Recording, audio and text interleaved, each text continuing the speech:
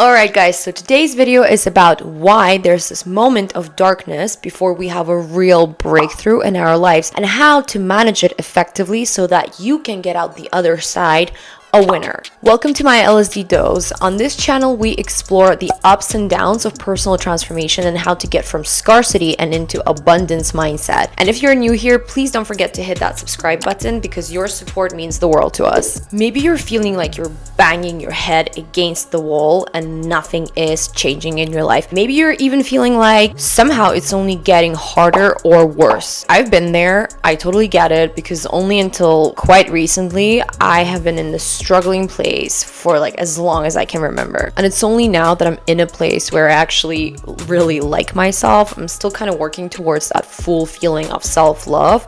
But you know what? It's a great start. Honestly, I don't give as much of a fuck as I used to, and I'm not as affected by my environment. I have become quite unshakable on the inside, quite centered in my own core. I'm no longer a victim of my circumstances. Instead, I'm becoming the master of my little universe. Cute.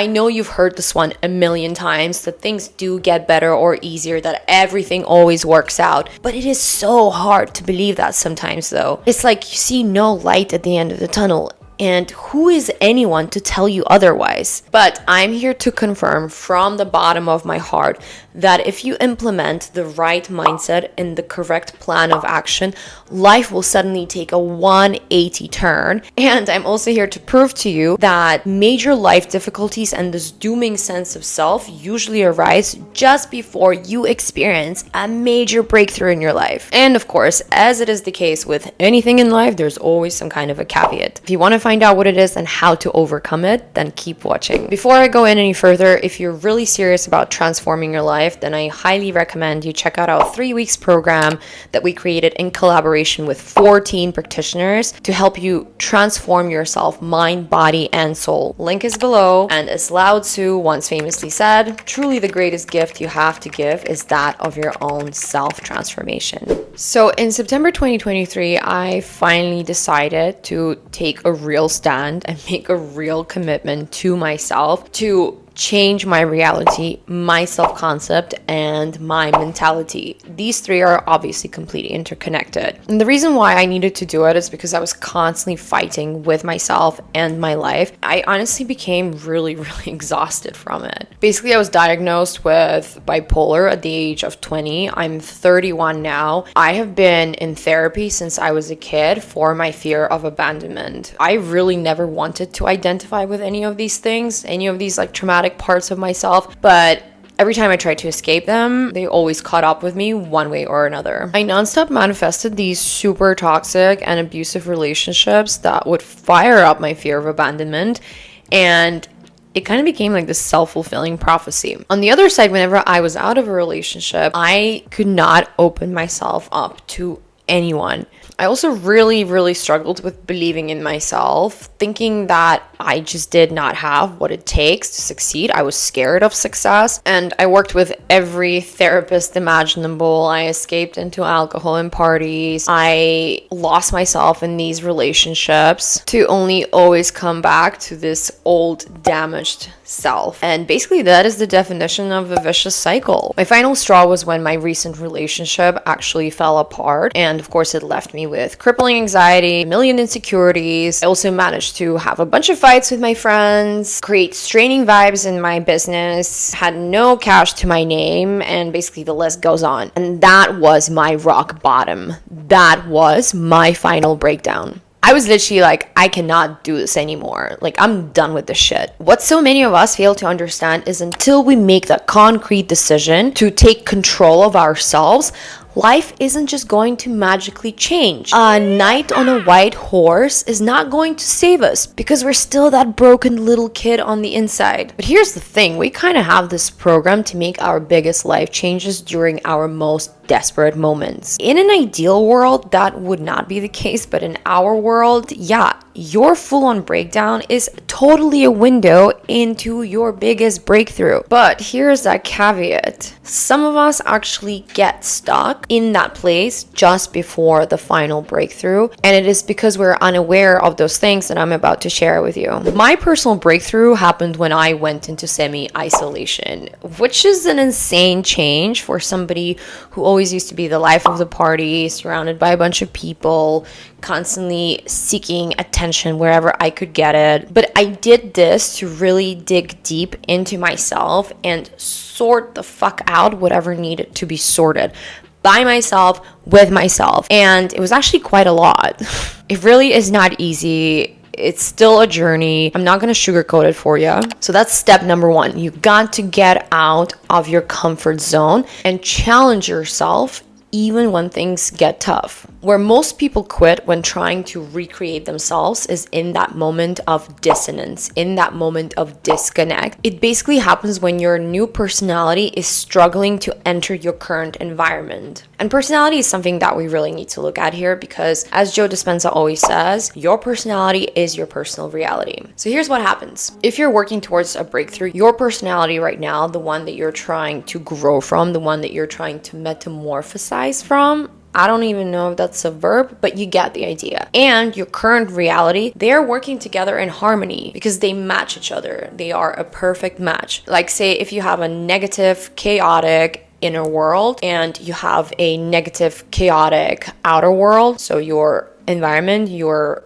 reality, it's not what you want, but they live in harmony. Your personality matches your reality. And so when you try and introduce this new personality into your current reality, there will be a lot of clashing and a lot of pushback. Guys, this is exactly that moment in which you gotta persevere and keep changing your self-concept despite the painful resistance and the uncomfortable feelings, because this is exactly that test which, if you pass, will result in you getting to your dream outcomes and your biggest personal transformation. There may be breakdowns in your interpersonal relationships, in your friendships. You might even feel like you cannot find any common language with your surrounding circles, and you actually may feel completely alone. You also might get this sense of wanting to change your career path, your entire life path. And in some extreme cases, you might even experience depression because of this feeling of dissonance, because of the disconnect that you're experiencing between your new personality and your current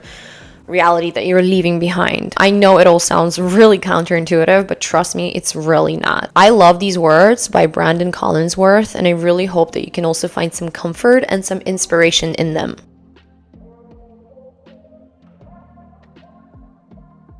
So the real question is, how do we keep going despite this major discomfort and this disconnect? Like, let me tell you, in my case, I experienced an insane amount of fear, way worse than I have ever experienced in my life, which I was really confused about, considering that I was on this healing journey now, so it should have been better, but it wasn't. And it actually all came down to the fact that this was the first time in my life that I just had to face myself and all my shadows. I also was like swallowed by like an insane amount of anxiety. And again, it is because all of these parts of myself and my life that I have been constantly suppressing and running away from were really coming up to the surface for me to deal with.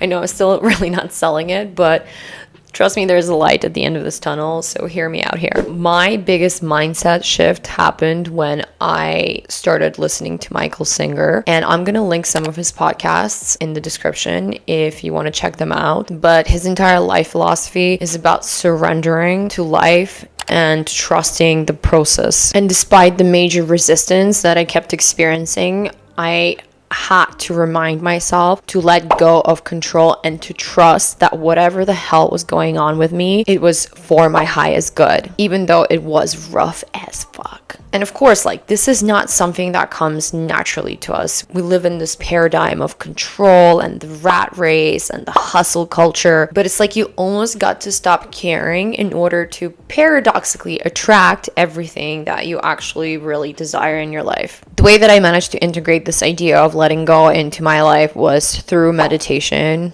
Of course, through quietening my mind that would never shut the fuck up, because I always felt so much pressure to be like everything, everywhere, all at once. It's like I had to be healed with a thriving business, have a great body, and a healthy mindset.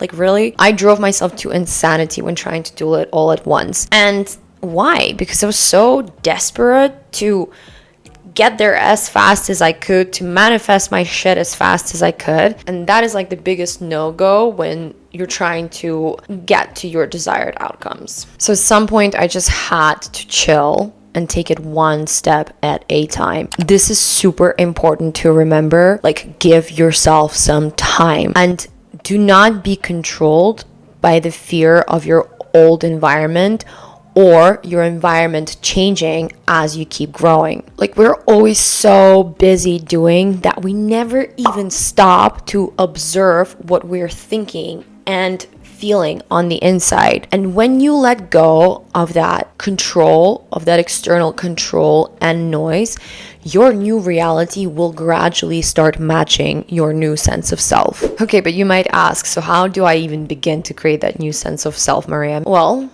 repetition is what's up here, and it all starts with your subconscious mind. Yes, maybe you guessed it, maybe not, but it always kind of starts from there. And that is simply because our thoughts are our reality. Everything that has ever been created in this world first started as a thought in somebody's head, right? And 95% of all our actions are actually driven by our subconscious mind. And you know what they say? We think before we act. So the key is to go from negative self-concept and into a positive one, into one where you have this abundance mindset, into a place where fear is no longer your enemy, but it is your friend. Like, think 101 law of attraction. We attract what we think and ultimately feel. But before you can do any of that, you gotta learn how to quieten your mind so that you can give it like this blank canvas on which you can draw your masterpiece of a new life. Wow, so poetic. Love it. And then you can 100% brainwash yourself into whatever the hell it is that you want to be. Our subconscious mind does not know the difference between imaginary circumstances and reality. Like, think placebo effect, or all those times when you put yourself into this like imaginary stressful situation and you suffered because of it, but then it never actually came true. Yeah, we've all done that. So once you have practiced letting go and achieving that quieter state of mind, it is time to get to reprogramming. And don't worry, you don't need to have like become a master at all of these things. It can be done simultaneously, one step at a time, like I said, but simply just make sure that you put that intention out there, the intention to let go and trust the process. God, I love this phrase, trust the process. So here are the top 6 things that I would recommend doing to create a more positive state of being, which in turn, as we discussed, will create that transformed reality for you. I will make more in-depth videos about each of these, but you can find all the information that you need online as well.